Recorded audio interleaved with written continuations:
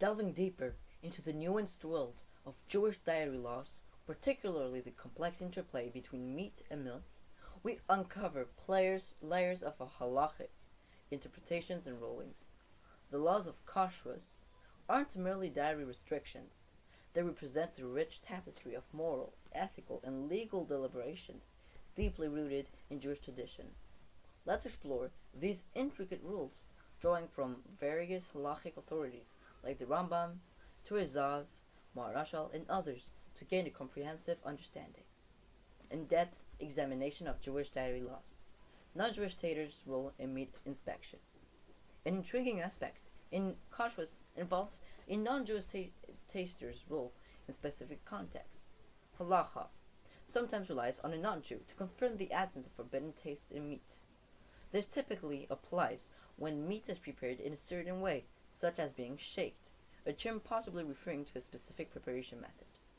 The complexity arises when there's a possibility that milk, which renders the meat non-kosher when mixed, is absorbed in the meat. If a non-Jew attests to no milk taste, and if certain criteria are met, the meat may be considered permissible.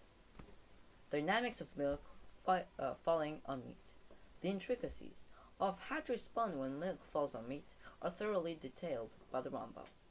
A crucial factor is whether the piece of meat affected by the milk has 60 times the volume of the milk to nullify the taste. If this ratio isn't met, the piece becomes non-kosher, potentially affecting the entire pot. This highlights the importance of proportions and ratios in determining kosher status. The critical role of shaking the pot. The immediate reaction after milk contacts meat is key.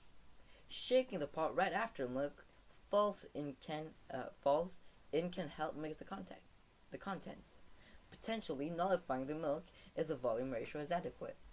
Delay in response leads to stricter halachic implications, underscoring the need for prompt and appropriate actions in Kashrut compliance. Sussing Kashrut, the Rashi and Ri debate. The debate between Rashi and Ri, Rabbeinu Yitzchak, introduces a significant layer of complexity. Ri's viewpoint suggests that if part of the meat is submerged in the sauce, the cooking process might distribute the taste, aiding in nullifying the milk.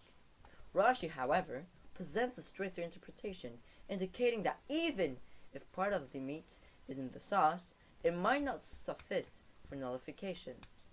This debate highlights the varying degrees of stringency in interpretive approaches within Kashrut. Special considerations for new pots. In scenarios involving new pots, the halachic considerations differ. The question is whether the milk spreads throughout the vessel or remains localized. This distinction is crucial in determining if the entire pot becomes non-kosher or just a specific section. The interaction between substances in cooking utensils is a vital aspect of Kashrut.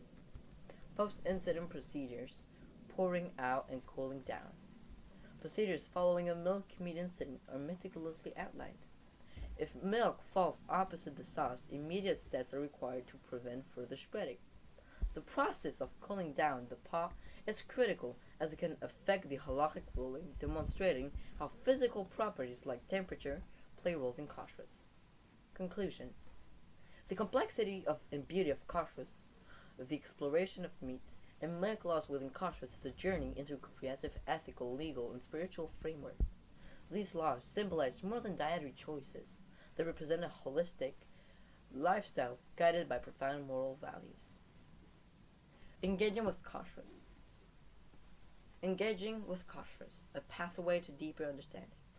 For those interested in comprehending Kashrut or exploring Jewish legal traditions, studying these texts is enlightening. Whether one is a student of Jewish law, curious about dietary customs, or seeking to adhere to these laws, engaging with these complex rulings offers an enriching pathway to knowledge and spiritual growth. Embrace the intricate journey of halachic learning. Study the rich texts engaged by rabbis. Enjoying learning communities, understanding Kashrut's nuances in Jewish law is a fulfilling experience, promising intellectual and spiritual enrichment. Embark on this insightful exploration today to connect with a millennia-old tradition of ethical spiritual diary practice, unlocking new layers of understanding and appreciation for Jewish heritage by subscribing. And I'll see you all in the next video.